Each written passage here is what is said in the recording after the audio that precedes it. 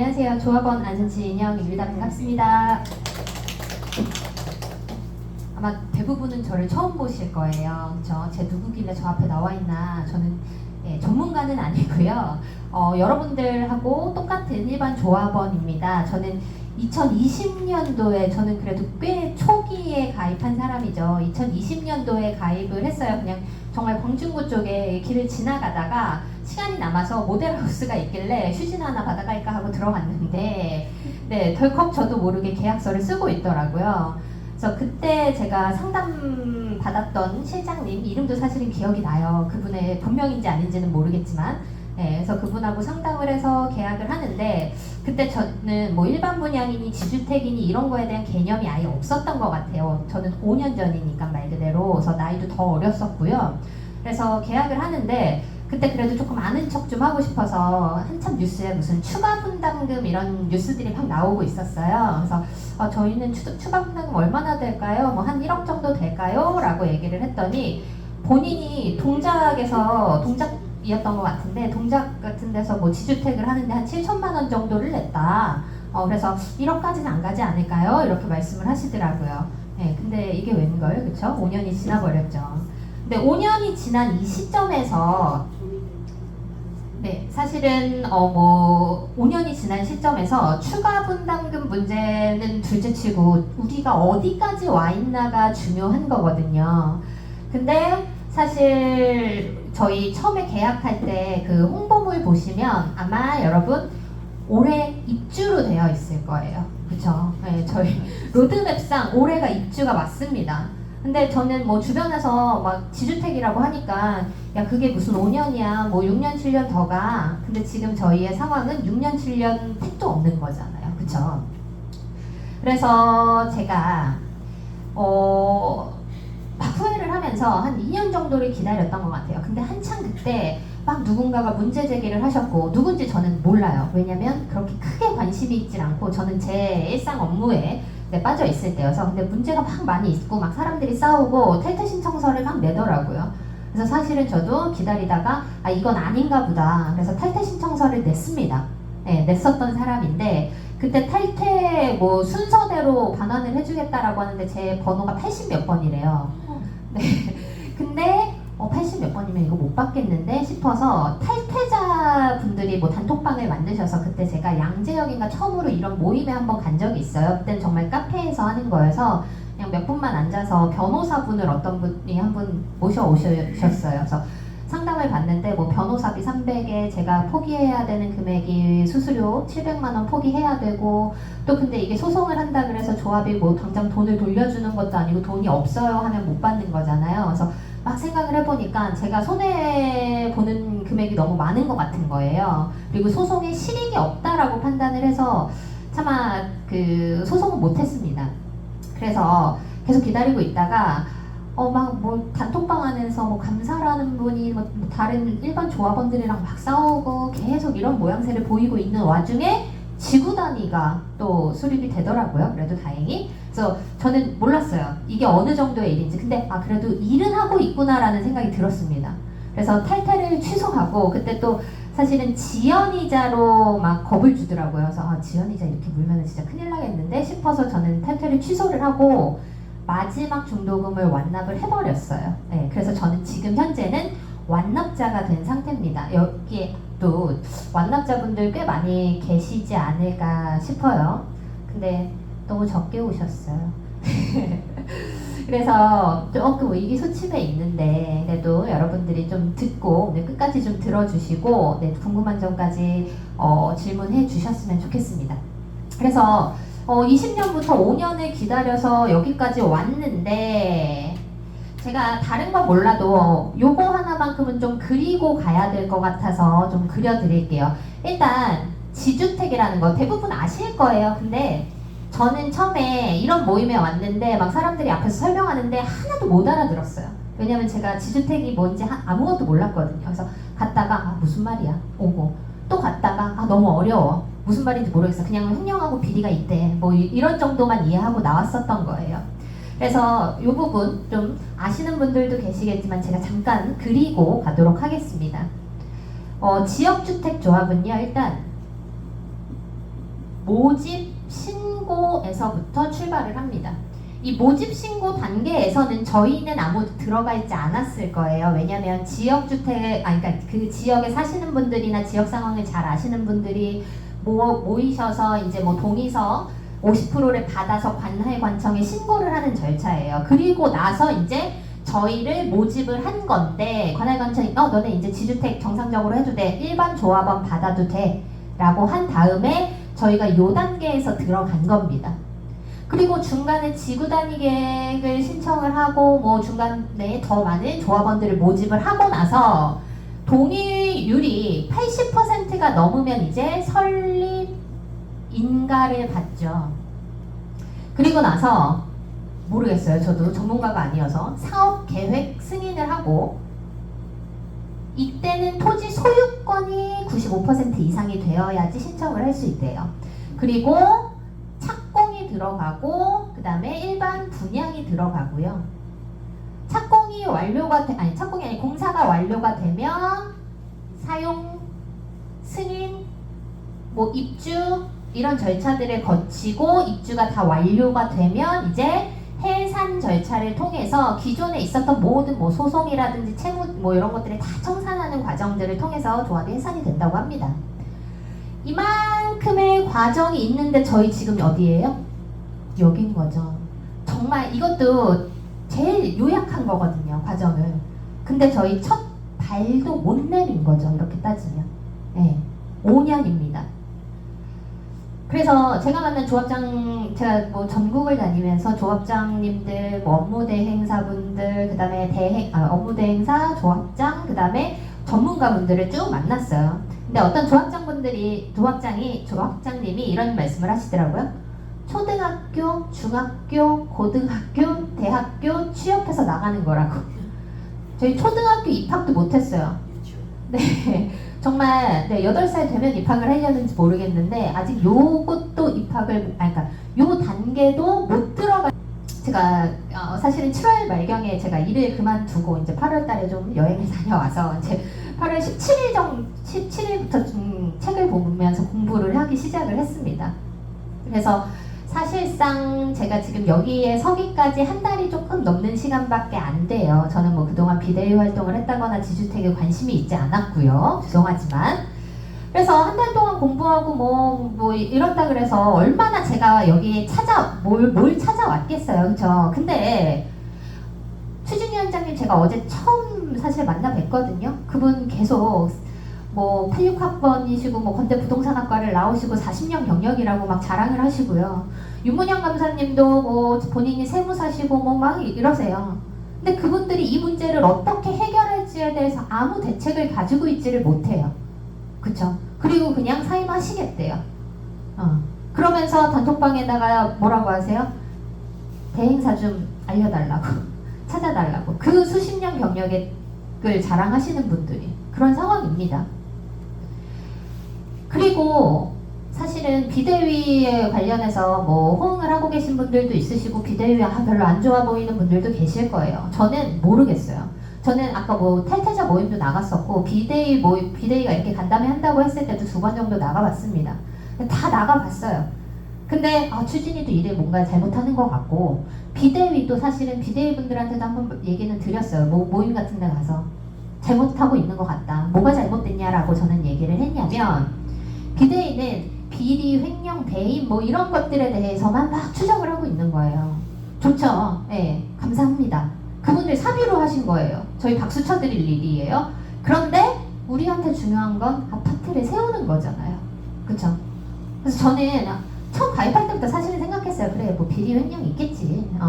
적당히만 해먹고 아파트 세워라. 이런 생각까지 했던 사람으로서 그것들에만 매몰돼서 아파트는 어떻게 지어놔야 될지를 모르고 이 얘기를 하지 않는다면 그거는 올바른 비대위의 활동이 아니라고 봤습니다. 그래서 제가 저는 비대위랑 같이 할 수는 없겠다. 그래서 회원님께서 사실은 박재현님하고 한번 얘기해 볼래요? 그랬을 때 저는 그거는 좀 아닌 것 같습니다 했었던 적이 있어요. 네. 그래서 제가 이 얘기를 먼저 드리고 하는 이유는 저도 사실은 뭐 비대위도 아니고 어떤 누구의 편도 아니고 오로지 아파트를 세우는 하는 거에만 좀 초점을 맞춰서 제가 오늘 이 자리에 섰다라는 걸 꼭 말씀드리고 싶어요. 왜냐면 누군가가 자꾸 뭐 저를 비대위일 사람이라고 막 저 사람 나쁜 사람이라고 얘기를 하더라고요. 네, 아닙니다, 여러분. 저는 비대위는 아닙니다. 그렇다고 비대위를 싫어하는 것도 아니에요. 비대위 나쁜 사람들이라고 하는 거 아닙니다. 그리고 하나 또 당부의 말씀을 드리고 싶은 건, 저는 아까 혜연님처럼 PPT라든지 이런 것들을 하나도 준비해오지 않았어요. 왜냐면 사실 제가 전국을 돌아다니면서 뭐 녹화도 하고, 그 다음에 인터뷰해서 녹화하고, 녹음도 따오고, 그 다음에 뭐 영상 편집도 해놓고 다 가져올 수 있었는데, 사실 그리고 전문가분도 사실은 모시고 싶었어요. 그런데 그분들이 그러시더라고요. 본인들이 여기로 오면 업무방해죄로 고소될 수 있대요. 네. 실제로 다른 조합에서 그런 일들이 있었고요. 그래서 오늘 그분들의 영상도 못 보여드리고 자료도 보여드리지 못합니다.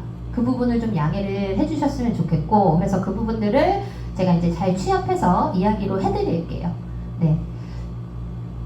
제가 그것이 알고 싶다 같은 거 있잖아요, 여러분. 저 그것이 알고 싶다는 아닌데, 그런 탐사보도 기획 취재를 하던 사람이에요. 네. 그래서 그런 자료들을 그래도 꽤 많이 봐왔거든요. 네. 근데 혜연님의 자료를 딱 보고 제가 욕을 했습니다. 네, 추진이 뭐 업무대행사 욕한 게 아니고 이분을 욕했어요. 미친. 네, 이게 일반인이 만들어낼 수가 없는 자료더라고요. 그래서 사실은 저는 뭐 그들의 관계도니 막 이런 것들을 보기는 다 봤습니다. 네, 누가 누구의 형이고 동생이고 뭐 동거인이고 이런 자료, 누가 어떻게 자금을 보내고 이런 것들을 보기는 봤어요. 네, 이분들이 파악한. 근데 혜연님이 오늘 그거 안 보여주신대요. 네, 왜냐면 전화를 돌리시면서 하도 욕을 먹으셨어요. 네, 내 번호 어디서 알았냐, 너네는 누구냐, 네, 욕을 먹으시면서. 그래서 혜연님이 우리가 뭐 비리 얘기 이런 거 앞으로 안 할 테니까 이 모임에서는 안 할 거고요. 다만 앞으로의 방향성에 대해서만 이야기를 하겠습니다 라고 약속을 하셨대요. 네. 그래서 혜연님의 의사는 존중을 해드려야 되는 것 같아서 그 자료를 사실은 오늘 보여드리지는 못해요. 그러면 좀 열심히 뛰어들어보자 해서 한 8월 17일 정도부터 제가 열심히 뛰어다니고 공부를 하기 시작을 했습니다. 일단 책부터 아까 말씀드렸던 대로 사봤고요. 그 저자들하고 상담하고 조언도 받고 개인 과외도 받았습니다. 그리고 그분들 뭐 소개로 처음에 전국에 있는 지역주택조합 조합장님들을 만나기 시작했어요. 특히 잘 나가는 뭐 문제없는 조합보다는 망했다가 살아난 조합들 위주로 좀 돌아다녔습니다. 그리고 이제 거기서 어떤 업무 대행사도 이제 소개를 받기 시작을 했고요. 그래서 제가 돌아다닌 지역이 서울, 인천, 천안, 평택, 대전, 전라도, 광주, 목포, 울산, 김해 요 정도를 다녔습니다. 네. 저도 제 돈으로 숙박을 쭉 해가면서 다녔어요. 전 아깝더라고요. 네, 근데 이분들은 어떻게 견디셨는지 모르겠어요. 네. 자, 아무튼 그렇게 다니면서 얻은 결론을, 그럼 우리 조합은 어떻게 해야 되는지, 우리는 어떻게 해야 되는지 그 결론을 좀 말씀을 드리겠습니다. 우선 첫 번째로는 제가 찾아다닌 조합들이 망한 단계를 말씀을 드릴게요. 당연히 여기서 좌초된 조합은 단 하나도 찾지를 못했어요. 전부 여기 사업계획 승인은 95%의 토지 소유권을 확보를 해야 되니 여기서 좌초되는 경우도 있었고요. 토지를 최종적으로 확보를 못해서. 혹은 여기는 뭐 뉴스 같은 데서도 많이 보시잖아요. 공사 대금 갈등 문제. 예, 시공사가 막 공사 중단하고. 저희도 나중에 했다가 이거 언제 또 만날지 모르거든요. 근데 여기서만 5년이에요. 그러니까 여기서 멈춘 데는 하나도 없던 거예요. 아까 그 전문가분도 말씀하시잖아요. 웬만한 사기치려고 뛰어드는 애들도 여기까지는 해준다. 그래야 여기서부터 대출도 열리고 막 해서 더 가져갈 수도 있거든요. 근데 저희는 모르겠어요. 이게 정말 사기라면, 예, 사기 업체 중에서도 악질이거나 아니면은 정말 아무것도 하지 못하는 정말 초보 수준의 사기꾼들한테 당한 거예요. 만약 이게 사기라면. 예, 그쵸. 그래서 실제로 뭐 그런 것도 있어요. 여기까지 갔는데 다 지었대요. 지었는데 중단되는 데도 있어요. 지적부 불적합지 뭐 이런 게 있대요. 근데 아무도 몰랐어요. 이거 부동산 전문가도 잘 모르는 거래요. 근데 여기서 멈춘 거예요. 그것 때문에. 그게 뭐냐면 공사 그 구청에서 하라는 대로 다 지어놨대요. 근데 나중에 보니까 일제시대 공부랑 현재 지적도가 맞지 않는데요. 그래서 이런 경우가 있구나. 이런 재수 없는 경우도 있구나. 그래서 공사가 거의 1년 가까이 중단됐던 사업장도 있었습니다. 네. 뭐 이런 여러 가지 얘기들이 있는데, 자, 여기에서 멈춘 데를 단 한 군데도 찾지를 못했고, 그러면 어쨌건 여기에서는 그럼 망했다가 어떻게 살아났는지를 중심으로 또 제가 한번 살펴봤습니다. 취합을 해봤더니 첫 번째 조건이 있어요. 첫 번째 조건은 제가 되게 원론적인 얘기일 수도 있고 너무 당연한 얘기일 수도 있는데요. 정말 솔직하게 왜곡 없이 말씀드리면 조합원들이 너나 할 것 없이 나섰다는 거예요. 네. 그래서 저는 모르겠어요. 우리 조합원들은 할까? 네. 오늘도 사실 이렇게 보니까 한 10가구로 따졌을 때 10가구 정도 분들이 오신 것 같아요. 자, 저 광주에서 만난 한 조합은 저희와 똑같은 교회 부지 문제가 있었습니다. 그래서 그 이전 조합장이 교회 부지에 엄청난 계약 금액으로 계약을 했고요. 그 다음에 이전해주겠다 약속을 하고 그 이전을 하고 공사에 들어가는 자재까지 교회에서 고르고 우리는 돈을 지급하겠다라고 계약을 해놓은 거예요. 조합원들이 이거를 뭐 감당을 못하죠. 그래서 이 조합장 잘라내고 새로운 젊은 조합장으로 바꾸면서 3개월 동안 교회 앞에서 시위를 했다고 합니다. 네, 그래서 결국 교회가 백기를 들어서 가격을 다운시키고 이전을 했고요. 그 다음 또 목포에서 만난 조합은요, 이런 문제도 있어요. 구청에서 기부 체납을 과도하게 요구를 했대요.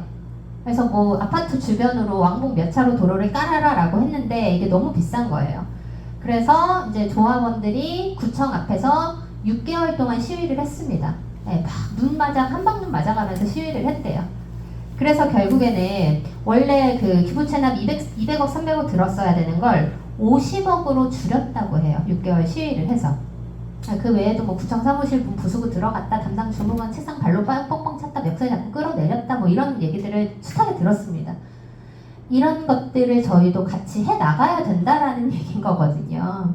근데 우리 내가 그걸 어떻게 해? 우리 어떻게 해? 뭐 이런 생각도 드실 수 있어요. 근데 제가 단순 계산을 해봤어요. 이게 할 만한 가치가 있나? 근데 목포 아까 그 기부 체납 사례에서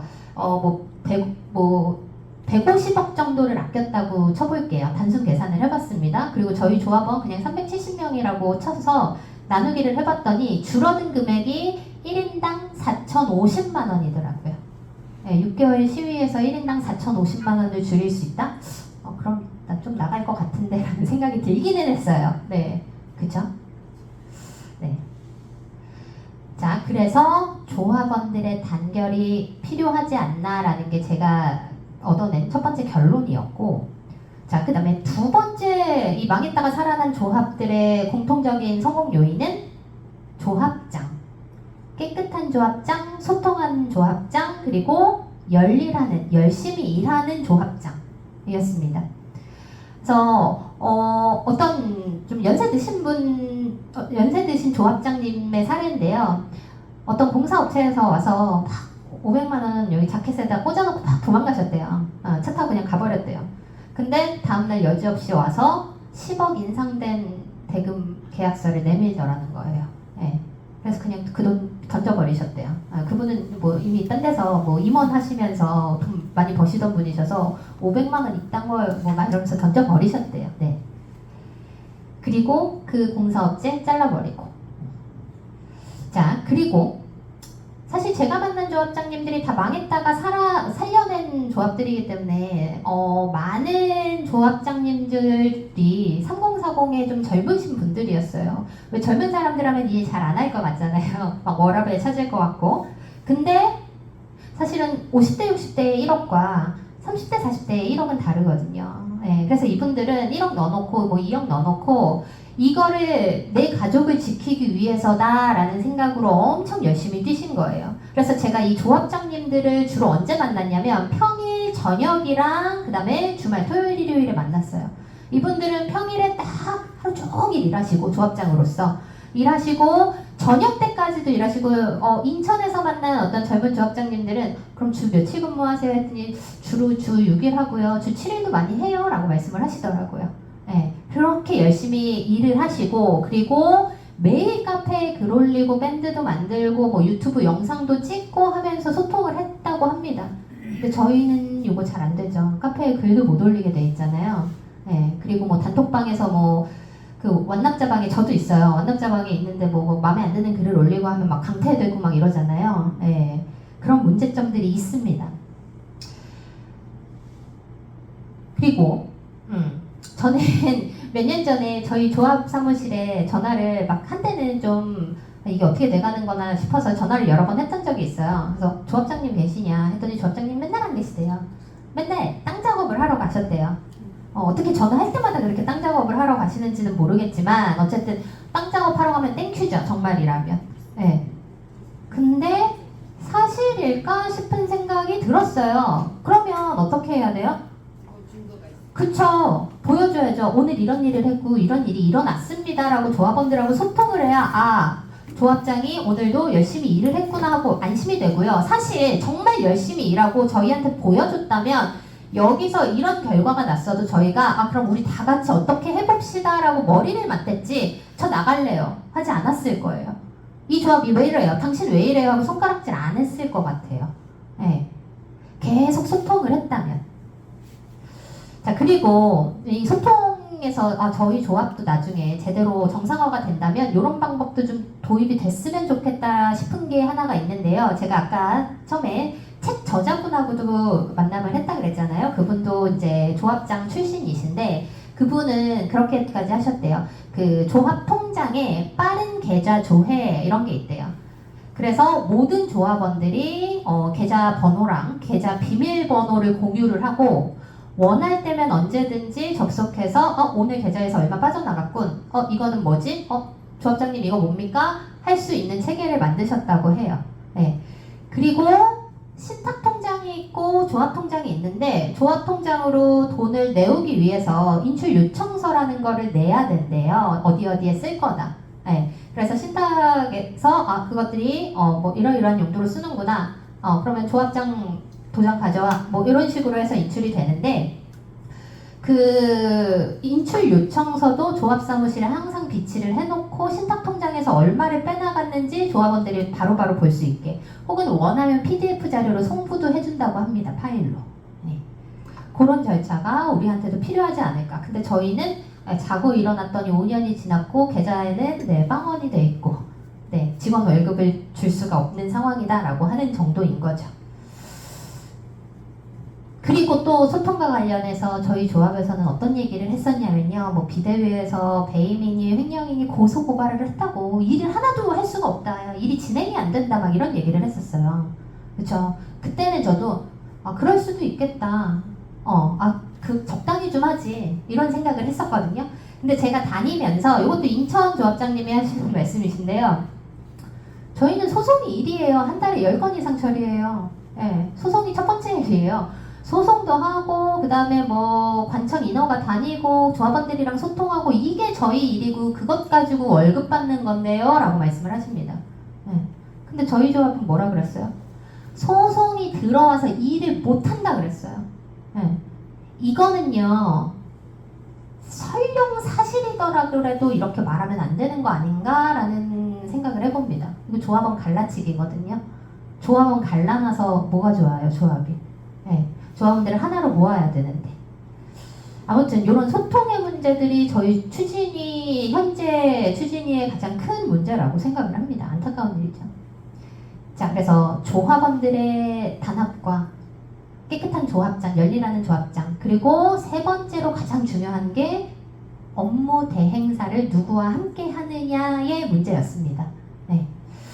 자, 그래서 제가 이 업무 대행사를 찾아다닐 때 그냥 뭐 다 사실 만나면 다 좋은 사람이잖아요. 네, 그래서 원칙을 좀 가지고 업무 대행사를 만나자라고 생각을 했습니다. 그래서 3가지 원칙을 가지고 찾아보기 시작을 했는데요. 일단 첫 번째로 업무 대행사가 적정 규모를 갖추고 전문가들이 좀 많이 구성이 돼 있을 것이라는 원칙을 가졌어요. 왜냐면 저희 업무 대행사 어디 뭐 상담 같은 데 가서 업무 대행사 어디세요? 라고 그러면 제가 뭐 시내가에 심은 나무를 어디다 심어요? 막 이런 반응이었거든요. 저희 업무 대행사를 아는 데가 하나도 없었어요. 그만큼 규모가 없고 알려지지 않은 대행사였다는 거죠. 네, 아무도 모르는 그런 대행사였습니다. 그리고 사실은 그런 경우도 있대요. 그러니까 업무 대행사가 이름만 바꿔가면서 이 조합 저 조합에서 사기를 치고 다니는 거예요.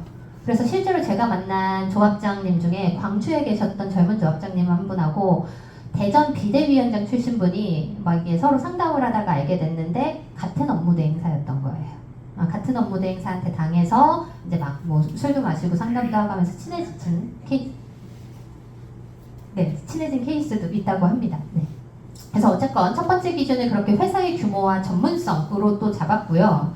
그 다음에 두 번째는 이게 되게 중요한 부분인 것 같아서 성공한 사례를 내 눈으로 직접 확인을 하자. 정말 아파트 지어 올라. 그래서 제가 찾아다닌 업무 대행사에 실제 성공 아파트 사례 입주했는지 여부, 현재 어떤 단계인지 여부, 뭐 이런 것들 다 확인을 하고 다녔습니다. 그리고 그것도 한두 건이면 안 된다. 그래서 뭐 한 10건 정도는 찾자. 라고 해서 다 다녔습니다. 그리고 마지막 세 번째로는 가장 저희한테 되게 중요한 일일 것 같은데, 적정한 대행비, 합리적인 대행비를 받는 곳이 어딘지 그 금액들을 알기 위해서 조합장님들을 찾아간 거거든요. 대행사 가면은 뭐 막 이렇게 저렇게 부를 수 있잖아요. 그래서 조합장님들을 찾아가서 얼마 주셨어요? 라고 물어봤습니다. 실제로.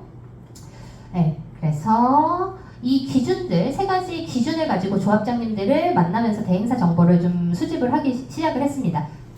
그래서 찾은 업무 대행사를 얘기하기 전에 제가 하나는 더 말씀을 드릴게요. 그러니까 대행사 없이도 가는 경우도 있다고 해요. 네, 제가 뭐 여러분들한테 이 대행사 쓰세요라고 얘기 드릴 게 아니라 이런저런 방안을 좀 말씀을 드리려고 오늘 자리를 마련한 거라서요.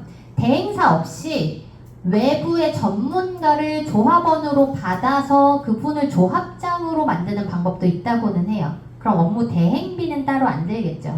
네, 근데 대신 이분에게 그 뭐 아파트 한 채 정도는 드려야 되는 거 아닌가. 그 다음에 사실 재건축 재개발 할 때는 실제로 이 외부 전문가들 영입을 많이 하는데, 네, 그런 경우에는 엄청난 성공보수금 이런 것들이 좀 있기도 합니다. 네. 근데 어쨌건 이런 방법도 있고요. 그리고 사실 그 다른 전문가 이분이 좀 해주셨으면 좋겠다 싶었던 전문가분들도 계세요. 그래서 그 생각도 해보긴 했는데 한 가지 좀 걱정되는 점은 저희는 너무 느렸기 때문에 앞으로 엄청나게 빠른 속도로 들어가야 되지 않을까라는 생각이 들거든요. 근데 외부 전문가 한 분만 모셨을 때 이 속도가 가능할까라는 생각이 듭니다.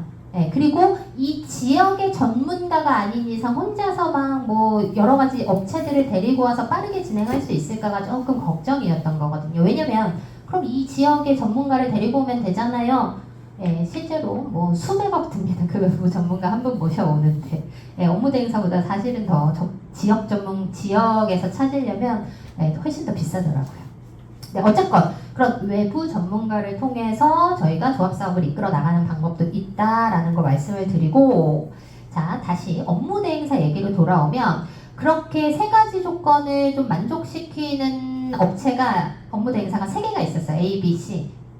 근데 저는 그 중에서도 가장 좀 제가 봤을 때 적합한 업체로 C 업체를 좀 말씀을 드릴게요.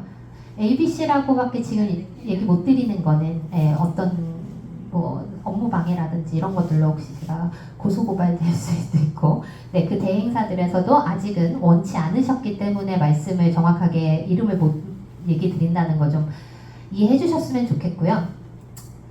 왜 C냐면 일단 A, B 업체는 현재 본인들의 사업장이 너무 많아서 여력이 없어요 라고 말씀을 하시더라고요. 네. 그래서 그리고 또 자기들이 선정한 용역업체, 변호사 이런 것들을 끼고 같이 해야 된다라고 하더라고요. 그래서 이러면은 조합원들의 자율성이나 이런 것들이 좀 떨어질 것 같고 너무 대행사한테 좀 휘둘리지 않을까 싶었던 생각이 있습니다. 네. 그리고 C 업체는 왜 C였냐면 목포 사업장에서 조합장님이 그렇게 말씀을 하셨어요. 그러니까 목포를 그냥 갔어요. 갔는데 대행사를 알고 간 건 아니고 얘기를 하다 보니 대행사 얘기를 당연히 자연스럽게 여쭤봤고 그랬더니 저희 대행사는요 망해가는 조합만 살리고 다니는 업체예요. 전국에서 유일해요 라고 말씀을 하시더라고요. 네.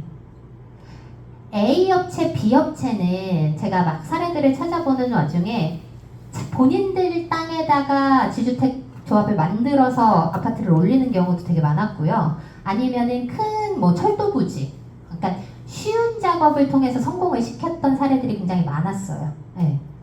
근데 C 업체는 이상하게 망한 사업장들만 골라서 네, 들어가서 사업을 하더라 이 얘기였습니다. 그러면 우리도 망해가는 건데 그래서 뭐 어디 성공시키셨냐 정보 듣고 그리고 목포 조합장님한테 여쭤봤습니다. 그럼 대행비는 얼마 내셨어요? 얼마 냈을 것 같아요? 혹시 전화로 들으셨나요? 목포 사업장 대행비 20억 냈습니다. 네, 저희 얼마였죠? 네.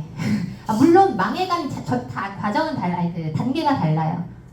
목포는 여기서 망했고요. 여기서 망했다 좀 성공했습니다. 지금 요 과정 중인데 어쨌건 여기서 사업이 사업장이 됐고요. 저희는 요 단계입니다. 그래서 20억이 될 수는 없어요. 그리고 목포는 몇 년 전이니까. 그래서 사실은 우리한테도 얼마다라고 들은 거는 있는데 뭐 그거는 나중 조합장님께서 네, 협상을 하셔야 될 부분이라서 근데 150억 아닐 거고요. 아마 뭐 130억 아닐 거고요. 아마 그 절반 이하가 아닐까라고 감히 생각을 해봅니다. 네, 추측을 해봅니다. 네. 근데 그럼 거기랑 하면 되겠네 싶으시죠? 근데 거기도 저희가 하고 싶다고 할 수 있는 데가 아니더라고요. 네, 대표님이 좀 이상하신 것 같아요. 네, 돈 준다고 그냥 안 해주십니다. 그리고 처음에는 사실 맨 처음 그 업체랑 전화 통화를 혜연님이 하셨어요. 근데 거기서도 여력이 없다. 지금 거기가 제가 알기로 8군데 정도 전국의 사업장을 가지고 있는 걸로 알고 있습니다. 죄송해요. 7개인지 8개인지 잘 모르겠어요. 7, 8개 정도 됐던 것 같아요. 근데 혜연님이 전화 끊으시면서 저희는 송파 거여 했더니 어디라고요? 네, 송파장. 네. 여러분 업체도 눈이 번쩍 뜨일 만큼 저희가 자리는 좋습니다. 네. 한 가지 희망이죠. 네, 어쨌건 그래서 저희가 상담을 한번 받았습니다. 거기서. 네. 그리고 뭐 그 사업장들 돌아다니면서 여기가 그래도 가장 낫구나라는 생각들을 하면서 마지막으로 제가 대표님을 찾아갔어요. 목포에 갔다가 이틀 만에 다시 목포로 내려갔어요. 여기 그러니까 회사가 목포에 있는 건 아니에요. 대표님이 그러시더라고요. 주말에는 서울에서 일을 하시고 토요일 일요일에 그다음에 월화수목금을 전국에 있는 사업장을 한 바퀴를 쫙 다 도신대요. 그래서 문제점 점검하고 본인이 들어가셔야 할 때 들어가시고 그래서 계속 대표님이 도시더라고요. 그래서 제가 막 장문의 문자 메시지를 보내서 의도를 했어요. 한 번만 만나주세요. 어디든지 가겠습니다. 뭐 막 이런 얘기를 했더니 저 지금 대전인데 지금 오실래요? 그때는 지금 모임을 가고 혜연님을 만나러 가야 되는 상황이어서 대표님 죄송한데 혹시 내일 저녁은 안 되겠습니까? 그랬더니 그러면 목포로 오시죠? 네. 그래서 목포로 또 올라온 지 이틀 만에 내려갔습니다. 근데 사실 아까 AB 업체에서는 대표를 못 만났어요. 네, 그냥 직원들하고만 상담을 했고요. 그 다음에 제발 저희 조합이 이렇게 절박하니 저희 연락처나 좀 남겨주시고 연락 좀 달라고 좀 부탁드릴게요 그랬는데 아예 연락이 없더라고요. 근데 이 대표님은 첫 상담 다 같이 갔을 때는 첫 상담 끝나고 나오는데 여사님도 가셨죠. 엘리베이터 앞까지 나오셔서 막 이렇게 인사해 주셨죠. 네. 그리고 제가 목포 커피숍 앞에서 만나 뵙기로 했는데 제가 이제 차로 내려갔어요. 그랬더니 차 주차하고 있는데 저쪽에서 이러고 서 계시더라고요. 네. 그래서 오셨냐고 멀리까지 고생하셨다고. 네. 이건 제가 나 대접받았어 이런 느낌을 받진 않았어요. 뭐였냐면 조합원들에 대한 기본적인 어떤 배려, 존중, 본인의 사업에 대한 어떤 자부심 이런 것들로 느꼈어요. 그래서 이 사람이 망해가는 사업장만 하는 이유가 있을 것 같다라는 느낌을 받기 시작을 했던 겁니다. 여러분 저희 대행사 대표 본 적 있으세요? 저는 본 적이 없습니다. 네. 아무튼 그 대표님을 만나 뵙고 대표님이 그런 말씀을 하셨습니다. 본인은 아무나랑 일을 할 수는 없습니다. 예. 방향성에 맞는 조합하고만 일을 합니다라고 하시더라고요. 방향성이요? 방향성이라는 게 혹시 뭔지 말씀해 주실 수 있으신가요? 했더니 두 가지를 얘기를 했어요. 일단은 첫 번째 조합원의 의지였고요. 두 번째 뭐 비슷한 연장선상에 있는 얘기일 수 있는데 조합의 자율성이래요. 그게 뭐지? 일단 조합원의 의지가 뭐냐? 저한테 그러십니다. 조합원님 저의 의지는 알겠대요. 막 전국 다니는 거 제가 들었대요. 네. 의지는 알겠는데요. 조합원님만 의지가 있으면 안 되고 다른 조합원님들이 의지가 있으셔야 돼요. 라고 말씀을 하시더라고요. 그래야 망해가는 사업장이 살지 자기네가 열심히 뛴다 그래서 살지 않는다? 근데 우리가 들어갔는데 얘네가 못 살아난다? 그럼 어떻게 해요? 본인들 그냥 손 떼고 빠져나오고 이미지 추락하는 거잖아요. 네. 그러니 저희는 조합원들의 의지가 있는 사업장만 갑니다. 그래서 조합원님이 뭐 저한테 돈 준다고 조합장님이 찾아와서 저한테 돈 준다고 해서 제가 갈 수는 없고요. 조합원 모든 분들이 다 같이 이야기하시고 그때 제가 올 수 있는 상황이 되면 그러니까 조합원님들이 모두 본인을 찾아주시면 그때 제가 가겠습니다라고 말씀을 하시더라고요. 자, 그 다음 두 번째로는 조합의 자율성이라는 표현으로 제가 만들어 봤어요. 어떤 말씀들을 하셨길래 조합의 자율성이라고 했냐.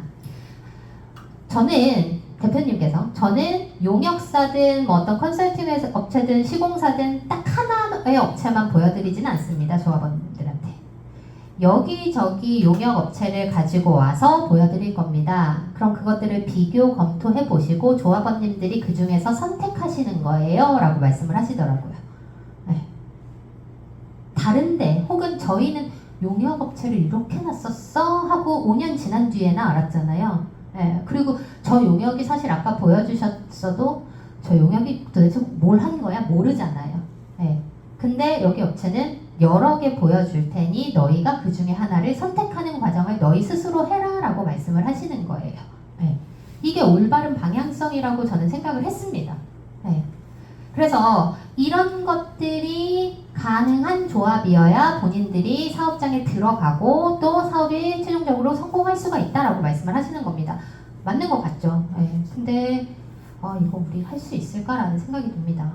네, 일단 오늘 10분 오신 거는 다름없어요. 그쵸? 네. 그래서 조금 회의감이 듭니다. 그래도 또 일단 뭐 저는 제 개인적인 생각으로 나는 사기를 당했다 라는 생각이 들었어요. 사실은. 네, 그래서 혹시나 이 C 업체에도 사기를 당할 수 있으니 좀 확인을 해보자 라고 해서 조합장님을 만나면서 어느 조합에 가서는 제 핸드폰 속에 다 있습니다. 인터뷰해서 영상 찍고 녹음하고 다 했는데 또 어떤 데서는 일부러 녹음 안 하고 영상 촬영 안 하겠습니다 라고 하고 근데 솔직하게 한번 얘기를 좀 해주세요 라고 했을 때 제가 기억에 남는 분이 전라도 광주에 좀 연세 드신 그 조합장님이었습니다. 조합장님 조금 그 업체 어때요? 솔직하게 제가 아무것도 녹음 안 하고 전달도 안 할 거예요. 어때요? 그랬더니 그러시더라고요. 뭐 어떤 사람이든 뭐 회사든 100% 완전 무결한 것이 있겠어? 근데 내 눈에는 아직 걸린 것이 없어. 그렇게 말씀을 하시니까 좀 더 확 와닿더라고요. 자, 그리고 이 업체와 관련해서 또 하나 조금 부끄러운 얘기일 수도 있는데 제가 인천에서 성공시킨 사업장을 갔을 때 대행사 직원분도 계속 상주를 하시죠. 네, 하셔야 되고요. 그래서 대행사 직원분이 계시더라고요. 네, 거기는 일반 분양을 앞두고 있을 때라서 이제 공사 현장이 있었고 모델하우스가 이제 완공을 하고 이제 다음 주부터 사람 맞을 준비를 하고 있더라고요. 그래서 저를 또 친절히 차에 태워 다니면서 모델하우스랑 현장을 또 다 방문을 시켜주셨어요. 그래서 이제 차에 움직이면서 차 속에서 이제 뭐 녹음 녹화 이런 거 안 하니까 저도 편하게 그 대행사 직원분한테 여쭤봤습니다. 저기 주무님, 제가 사실은 제가 요거 계약할 때는 결혼을 안 했었다가 어쩌다 보니 지금은 결혼을 하게 돼서 사실은 머릿속에 그때는 25평짜리를 5구 타입을 해서 지금은 좀 8사로 좀 옮기고 싶다. 그럼 나중에 돈 내고 옮길 확장할 수도 있나요? 그랬더니 그분이 안 되죠. 조합장은 하면 안 됩니다. 왜요? 제 돈 내고 하는 건데요. 조합장은 아무것도 하면 안 돼요. 그냥 솔선수범 하셔야 돼요. 라고 말씀을 하시더라고요. 네. 그래서 저는 조합장을 안 하는 걸로. 네. 네, 어쨌건 조금 부끄러워지더라고요. 네. 그래서 그런 제가 조합장이라고 얘기한 건 아니고 제가 혼자 찾아가니까 다들 제가 조합장 할 사람 있는 것처럼 보였나 봐요. 어쨌건 그렇게 말씀을 하시더라고요. 자, 그리고 또 다른 사업장에서는 이런 사례도 있었습니다. 어떤 조합장이 이 업체를 데리고 와서 처음 일을 같이 시작을 했어요. 근데 이 조합장이 조금씩 돈을 받아 먹더래요. 네. 그래서 이 대행사가 요거를 이 비리를 적발해서 사람들한테 다 까발렸답니다. 조합원들한테. 그래서 처음 같이 이 업체 데리고 와서 시작한 조합장인데 네, 잘라버리고 새로운 비대위 하시던 분이 조합장으로 들어가셨더라고요. 네. 그래서 요 정도면은 그래도 조금 믿을만 하지 않을까라는 생각이 들었습니다.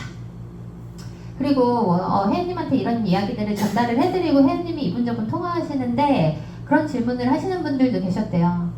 아니 20억, 30억으로 사업이 가능해요? 네. 근데 뭐 다른 사업장에서 들은 얘기들인데요. 그러니까 아까 목포에서 얼마였죠? 150억, 200억 가까이 기부 체납도로 해내라 라고 했을 때 그게 50억으로 줄었다라고 했잖아요.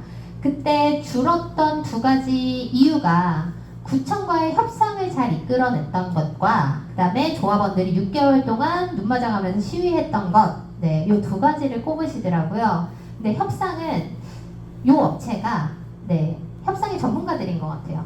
요 목포 사업장뿐만 아니라 다른 데서도 이 협상과 관련해서 굉장히 좋은 사례들이 많이 있더라고요. 네, 그래서 협상 능력으로 그 기부 체납을 이렇게 도로 폭을 확 줄이는 방식으로 끌어내셨고, 그 다음에 그 조합원들이 시위에 처음에는 몇 명 안 나왔대요. 조합장하고 뭐 한두 사람밖에 안 나왔대요. 오히려 대행사 직원들이 나가가지고 피켓 들고 서 있었대요. 네. 그것들을 뭐 사진이나 유튜브로 만들어서 조합장에 이제 카페에 올리고 하니까 조합원들이 반성을 했나 봐요. 네. 그래서 조금씩 늘어나더니 나중에는 60명, 70명씩 막 됐대요. 그거를 또 대행사에서 본고로 사람들 실어 날르고 막 물하고 빵하고 막 나눠주고 막 이랬다고 하더라고요. 네. 그래서 한 150억 정도 아꼈잖아요. 근데 요 아낀 거에서 성공보수금조로 특약사항에 들어가 있는데 한 3, 4억 정도를 특약사항으로 넣어서 그 업체에 준 것 같아요. 이런 식으로 뭔가 그 협상을 잘 이끌어내고 성공했을 때 주는 특약사항들을 통해서 돈을 조금 더 받아가는 것 같습니다. 근데 150억 아꼈는데 여러분 3억, 4억 줄 수 있지 않을까요? 저는 그렇게 생각을 합니다. 네. 자, 근데 이 업체도 조건이 하나 있더라고요. 들어오기 전에. 대표님이 아까 말씀하신 그 방향성 말고 정식 계약을 하기 전에 자신들은 처음에 조합에 들어와서 일단은 이전 자금 사용 내역, 그 다음에 조합원의 상황, 현재 자금의 상황, 아니면은 토지의 현 상태나 지역 분위기 이런 것들을 다 먼저 한 3개월에서 5개월 정도 파악을 할 거라고 해요. 그거를 파악을 하고 사업 수지를 따져본대요. 그러니까 본인들의 사업 수지 말고 저희의 사업 수지요. 여러분 궁금하시지 않아요? 5년 지났는데 우리 얼마나 추가 분담금 더 내야 될지? 네. 2배를 더 여러분 만약에 5억을 냈다고 쳐볼게요. 5억 냈어요. 근데 추가 분담금 5억 더 내래요. 10억 내야 된대요. 그럼 하실 겁니까? 이런 분들도 계실 거고, 또 어떤 많은 분들은요, 그래도 주변에 지금 20억인데 나는 할 거야 라고 하신 분들도 꽤 많았거든요. 이런 것들을 따져야 된다. 그래서 그걸 알리고 사업을 계속 갈 건지 말 건지를 결정하고 나서 우리가 계약을 할 거다라고 말씀을 하시더라고요. 그래서 그 3개월에서 5개월 사이의 기간 동안 그 사업 수지를 따지고 조합원들한테, 그러니까 어떤 조합장이나 이사회에만 그 문서를 전달하지 않을 거래요. 조합원님들 다 모아주십시오. 다 모아주시면 그 앞에서 대표님 직접 제가 브리핑 하겠습니다 라고 말씀을 하시더라고요. 그게 전제 조건이 되지 않으면 저희는 들어갈 수가 없습니다. 그래서 고할지, 계속 나갈지, 스탑할지 요거를 조합원들이 스스로 결정해라 라고 말씀을 하시더라고요. 그렇죠? 여러분들도 그 과정 굉장히 궁금하시지 않을까 싶습니다. 근데 물론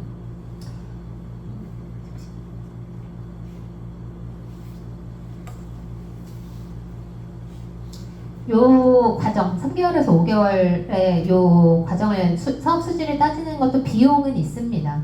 예, 업무대행사 계약을 하기 전이지만 비용은 있습니다. 당연히 전문가들이 뭐 회계사니 무슨 땅 용역 전문가들이 다 와서 둘러볼 거니까요.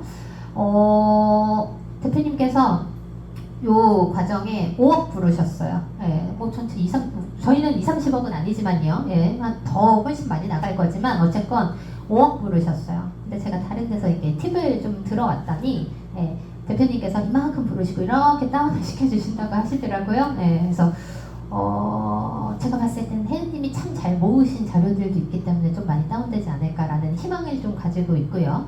예, 그리고 그거는 다음 차기 조합장님께서 잘 협상을 해야 하셨으면 좋겠다. 예, 그렇게 생각을 합니다.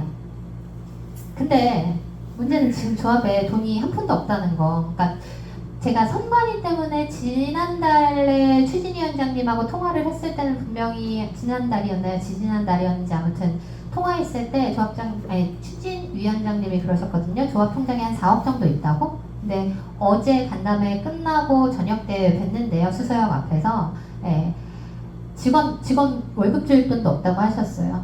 예, 그래서 뭐 돈이 있을지 모르겠습니다. 그러면 어쨌건 이 사업 수지 요거는 나도 한번 끝까지 따져보고는 싶은데 그래서 내가 계속 갈까 말까를 좀 보고 싶은데 그래서 또 생각을 해봤습니다. 그 아까 토지 1% 확보한 부분 있잖아요. 그거를 담보로 해서 대출을 받아서 그 비용이라도 일단 치를 수 있지 않을까 했더니 경매도 넘어가고 어제 얘기 들어보니까 뭐 매매 약정 기간도 끝나고 막 네, 거의 남아있는 게 없더라고요. 네, 1%도 많이 사라진 것 같아요. 네. 그리고 뭐 조합이 정상화만 되면 뭐 미납금도 들어올 수 있지 않을까 뭐 이런 생각도 해봤고요. 네. 그리고 뭐 정 안 되면 네, 여러분들도 궁금하시잖아요. 우리 개개인이 1, 200씩 걷어가지고라도 그 사업수지 받아보는 게 필요하지 않을까. 뭐 당장 뭐 몇 억을 앞에 두고 있는데 이 몇 억 날릴 바에는 당장 1, 200씩 걷어야 되지 않을까 뭐 이런 생각도 해보기는 했습니다. 예. 아무튼 뭐 그거에 나중에 근데 정상화되면 저희 분담금에서 빼주면 되는 거잖아요. 예. 그래서 그런 부분들이 있고요. 그래서 사실은 제가 준비해온 방향성에 대한 얘기는 여기까지예요. 그래서 이런 얘기들을 좀 영상으로 보여드리고 전문가도 좀 초청해서 직접 들려드리고 싶었는데 이게 추진위에서 공적으로 준비한 자리가 아니다 보니까 제가 그런 것들을 다시 못 들었다, 모시지 못했다라는 점 다시 한번 좀 말씀을 드리고 사실 오늘 제가 여기서 이렇게 얘기를 하면 모르겠어요. 어제 했는데 아직까지 완납자방에 이렇게 있을 수는 있거든요. 근데 또 오늘까지 하고 나면 완납자방에서 강퇴되고 뭐 제명되고 뭐 이런 사태가 발생할지도 모릅니다. 실제로 비대위분들은 다 지금 제명 당하셨잖아요. 네, 이분만 빼고요. 근데 제가 여러모로 고민을 해봤더니 또 제명되는 게 차라리 낫겠다 싶더라고요. 왜냐면요. 제가 사실은 이번 총회에서 25일날 예정된 총회에서 어떤 안건들이 올라올까를 고민을 하고 머리 숫싸움을 좀 해봐야 되겠다 싶어가지고 생각을 해봤어요. 어떤 분들은 이번에 해산 안건이 올라온대 이런 얘기를 들었어요. 해산 안건이 올라올까 봐요. 근데 해산 안건이 올라오면 이번에 조합장으로 나가시는 분 출마하자마자 해산되면 아까 해산은 모든 채무 이런 거 다 이제 그 해산 뭐라 그래 채무 다 없애고 그다음에 소송 다 무마시키고 나서 해산이 가능하거든요. 근데 누가 그러면은 네 출마를 하겠어요? 네, 그래서 해산은 아닐 것 같은데 그렇다고 또 추진위원장 지금 앉아 계신 분이 해산을 할 것 같지도 않고 네, 뭐 그래서 해산한 거는 여러모로 좀 아닐 것 같다 뭐라는 생각을 그냥 저 혼자 했고요. 네 그렇습니다. 근데 사실 여러분 저는 아까도 말씀드렸지만 완납자예요. 어제 내채나 하신 완납자분이 오셨는데 네, 그분이 사실 본인은 제명이 왜 문제인지 모르겠다라고 하시더라고요. 그러니까 완납자 입장에서는 안 낸 사람, 사업 협조 안 하는 사람들이고 이 사람들 때문에 사업이 안 가는 거니 그냥 이 사람들 제명시키고 가는 게 낫지 않을까라고 생각을 하셨대요. 네, 얼추 보면 완납자의 관점에서 보면 맞는 얘기일 수도 있어요. 저도 어느 부분은 동의를 합니다. 그런데 아무리 생각해봐도 이거는 사업이 정상화되고 나서의 일이에요. 왜냐면 대부분 저희 조합 안에 미납자분들은요, 돈이 없어서라든지 개인 사정이 아니에요. 사업이 정상적으로 진행이 안 되고 있으니 이걸 믿지 못하고 미납하시는 거잖아요. 네. 그런 분들에게 사업이 정상화되면 이분들 바로 미납금 납부하실 거라고 저는 생각을 합니다. 그리고 또 제명을 안 했으면 좋겠는 이유는 조합이 새로운 사람 받으면 되긴 하거든요. 근데 중간중간에 뭐 그런 일이 있을 때마다 나는 돈 못 내겠어. 제명시키고 가다 보면 여기까지 가는데 훨씬 더 많은 소송 비용, 제명자들이 가만히 있지 않겠죠. 소송 비용과 기간이 걸릴 거예요. 네, 그리고 외부에서 봤을 때도 좋지 않을 거예요. 그쵸? 네. 특히 송파구청장이 눈에 불을 켜고 있대요. 여기 안 돼? 가락도 직권해제 시켰잖아요. 네. 그래서 여기 똑바로 안 해? 너네 얘네 개판이네? 저희도 이거 받고 나서도 나중에 또 직권 취소될 수도 있어요. 불협화음이 많으면. 처음에 있는 조합원들이 같이 쭉 끝까지 열심히 하는 모습들을 보였을 때 저희 조합이 빠르게 일을 추진할 수 있을 거라고 저는 생각을 합니다. 이거 굉장히 원론적인 얘기고. 그 다음 또 위험한 얘기가 왜 제명이 위험하냐면, 자, 왜 제명을 시키려고 해볼까를 생각을 해봤어요. 제명을 시켜서 반대파를 다 없애요. 그것도 1차 미납자까지 제명을 시키면 위법한 거잖아요. 그쵸? 근데 제명을 다 시키겠대요. 이거 위법이에요. 따진다 그래서 걔네가 제명 안 그냥 시키면 당하는 거예요. 그럼 뭘 해야 돼요? 나중에 법적으로 소송해야 돼요. 그럼 기간도 오래 걸릴 거고 그거 못 하시는 분들도 많을 거예요. 그쵸? 그러니까 일단 시키겠죠? 그리고 설립 인가를 받아요. 그 완납자들이 한 50% 언저리쯤 됩니다. 50%만 되면 그 조합원이요. 동의율 말고 조합원들이 50%만 넘으면 설립 인가는 받을 수 있어요. 네. 받고 이제 새로운 조합원들을 모집을 하겠죠. 그럼 또 돈이 생기겠죠. 업무 대행비 가져가겠죠. 그 돈을 가지고 95%의 소유권 가져오기 위해서 계약금을 5% 10%씩 조금씩 줄 거예요. 네. 그리고 나서 뭐 했다는 겁니다. 제명 시킬 수 있어요. 네. 시키려면 다만 사업이 정상화되고 조합원들이 의논하고 너는 왜 미납인이라고 소명 기회를 주고 가는 게 맞습니다. 네. 거예요. 그래서 또 생각을 해봤는데요. 이번에 다 물러나겠대요. 업무 대행사도 계약이 끝났대요. 표면적으로는. 네, 모르겠어요. 실제로 뭘 하고 있는지. 그러면 새로운 조합장 선관위까지 마감이 됐대요. 선관위 모집 마감했대요. 선관위까지 구성이 됐으면 조합장 뽑고 이사 감사 뽑고 가면 되는데 다른 안건이 올라온다? 이상한 거죠. 다른 안건 만들어서 이 조합장 자기네들이 원하는 사람으로 딱 찍어놓고 이 조합장 휘둘러가면서 또 뭔가 다른 걸 하겠다라는 거거든요. 네. 그래서 저는 그렇게 생각합니다. 조합장과 이사 감사를 선출하는 것 외에 총회 다른 안건이 단 하나라도 올라오면 이게 제가 무슨 안건이 올라올까 이걸 고민할 필요가 없었던 거예요. 뭐 하나라도 올라오면 이건 이상한 거예요. 이건 새로운 조합장이 다시 조합원들 다시 조합원들 모아놓고 얘기해서 만들어가야 할 거지 사임하는 사람들이 왜 무슨 안건을 만들어도 놓고 간다는 거지? 그렇지 않습니까, 여러분? 네. 그래서 그쵸. 이번에 뭔가 다른 안건이 올라오면 사실 저희가 그런 것들을 막으려고 혜민님이 변호사비 수천 써가면서 다 알아보셨거든요. 저희가 지금 당장 10월 25일 전까지 뭔가 결과가 나올 만한 법적 소송을 할 수 있는 게 없습니다. 지금 단계에서. 그럼 총회는 그대로 또 열려버리게 돼요. 그러면 또 새로운 집행부 들어가서 이것들을 하겠죠. 설립인가요, 여러분? 바로 날 거예요. 네. 5년 왔는데요. 이거 5달 안에도 날 수도 있어요. 날려면. 네. 그들이 마음만 먹는다면. 그래서 그러면 임시총회를 다른 안건이 올라오면 사실은 몸으로라도 막아야 된다라는 게 저희 생각이에요. 여러분 몸으로 막읍시다 갑시다 이거 얘기하는 건 아니고요. 어쨌건 이번 총회가 다른 안건이 올라오면 열리면 안 된다라고 생각을 합니다. 그래서 저는 사실 우리 조합은 내가 몸으로 막자고 해서 나갔는데 한 5명 와 있을 것 같은 거예요. 그래서 이 몸으로 막는 거는 조금 당장은 어려울 것 같고, 그러면 이걸 최대한 좀 쉽게 풀어나갔으면 좋겠다 싶어서 오늘 간담회도 잡은 거고요. 그 다음에 더 중요한 점은 사실 그건 것 같아요.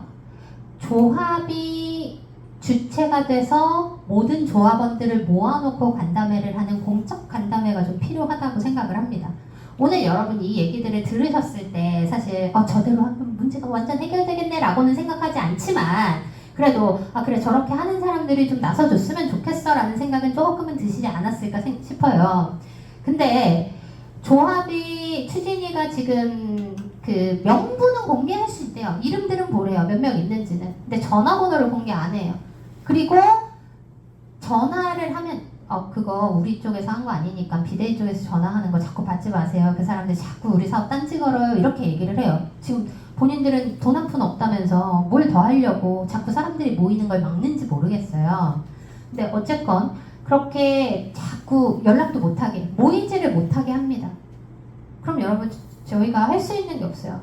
전문가도 못 모시잖아요. 그쵸? 그래서 공적 간담회가 반드시 좀 필요할 것 같아요. 조금 살살살 어르신한테 이런 표현을 쓰는 게 맞는지는 모르겠는데 좀 달래듯이 얘기를 해나갔습니다. 그래서 뭐 막 조합을 엄청 생각하는 것처럼 말씀을 하시더라고요. 그래서 그렇게 생각을 하시니까 다음 조합장 선거 중요하잖아요. 저희 조합장 선거만큼은 좀 깨끗하게 했으면 좋겠어요. 그러려면, 그리고 그 감사님께서 대행사 찾아오라고 하셨잖아요. 제가 정말 제대로 된 대행사 찾아왔고 그분들 좀 모셔서 조합원들하고 이제 공개 간담회 좀 했으면 좋겠습니다 라고 막 설득을 드렸더니 어디까지 오케이를 하셨냐면, 일단 이사회에서 논의는 해보겠대요. 이사회가 사실은 윤문영 감사랑 하는 거거든요. 네, 그러면서 그런 말씀도 하시더라고요. 나랑 우리 감사님도 가도 돼요? 그럼요. 오십시오. 네, 괜찮습니다. 오십시오 라고 한 상태입니다. 네. 근데 그 말씀도 하시더라고요. 연락처는 못 주겠대요. 근데 조합원들이 다 모여야 된다고. 네, 안 모이고 안 오면요, 그분들 다 서면결의해서 그냥 딴 사람 찍어버릴 거예요. 네. 그래서 그분들이 오시는 게 정말 중요한 거예요. 네. 그래서 그분들 연락처는 못 드리겠대요. 그러면은 저희가 저희 대신 저희가 요런 내용들을 할 거다라는 점을 써서 드릴 테니 전화를 좀 직접 해주십시오 라고 했더니 자기 힘들어서 못 한대요. 그 많은 사람을 어떻게 연락을 다 돌리냐. 직원도 한 명 있는데 그때 나온 얘기가는 직원 월급 줄 돈도 이번 달부터는 직원 월급도 못 줘가지고 직원한테도 시키기 뭐 하대요. 그래서 그러면 단체 문자라도 해달라. 네. 그래서 저희가 문자 만들고 그 안에다가 뭐 링크를 넣고 하면 되니까요. 문자는요, 이거 직원 월급 그럼 제가 줄게요. 막 이랬어요. 그랬더니 직원 그 단체 문자는 뭐 몇 번만 클릭하면 되는 거잖아요. 그래서 문자만이라도 넣어주십시오라고 했더니 오케이를 하신 거고, 그 다음에 장소라든지 이런 것들은 그럼 어떻게 하겠냐 이래요. 자기는 돈이 한 푼도 없어서 뭐 장소 대여 이런 걸 못 하겠대요. 저희 오늘 여기도 회비 내고 왔잖아요. 네, 그래서 그 자리가 정말 절실하니 그런 거 걱정하지 마셔라. 장소 우리가 섭외할 거고, 정말 다 내려놨죠 여러분.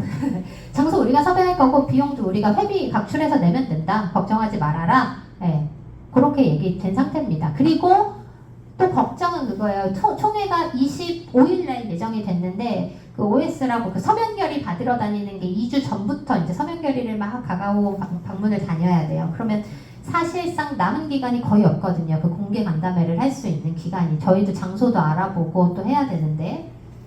네, 그래서 조합장님이 이거는 추진위원장님 직접 말씀하신 건데 그럼 이걸 하려면 총회를 좀 미뤄야 되는데 라고 말씀을 하시더라고요. 그래서 그러면 한 2주 정도만 미뤄주셔도 괜찮을 것 같아요. 너무 감사할 것 같아요. 그랬더니 그래서 이사회에서 한번 감사랑 얘기를 해보겠다. 여기까지 말씀을 하신 겁니다. 그런데 모르겠어요. 정말 해주실지.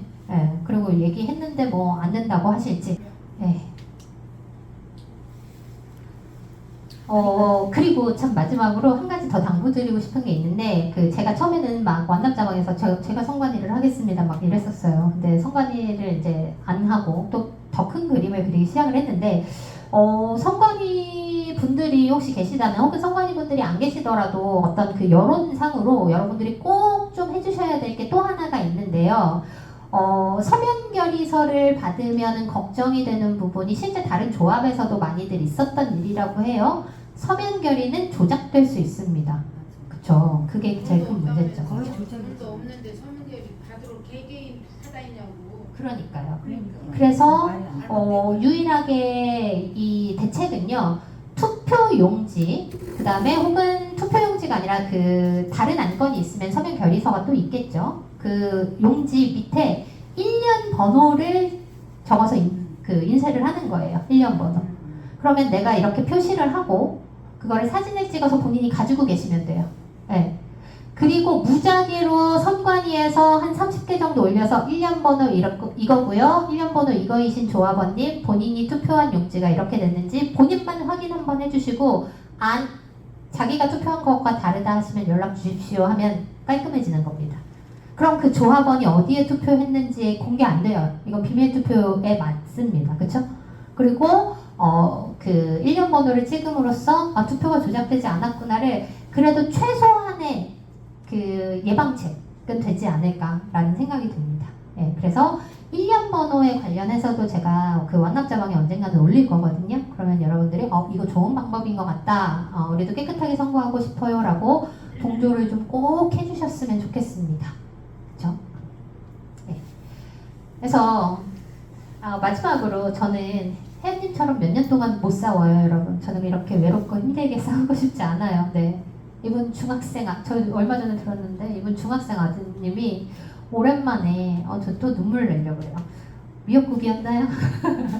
엄마의 국을 딱 먹으면서 좀 중학생 아들이 그런 말을 해요. 엄마 나 엄마 밥맛이 그리웠어.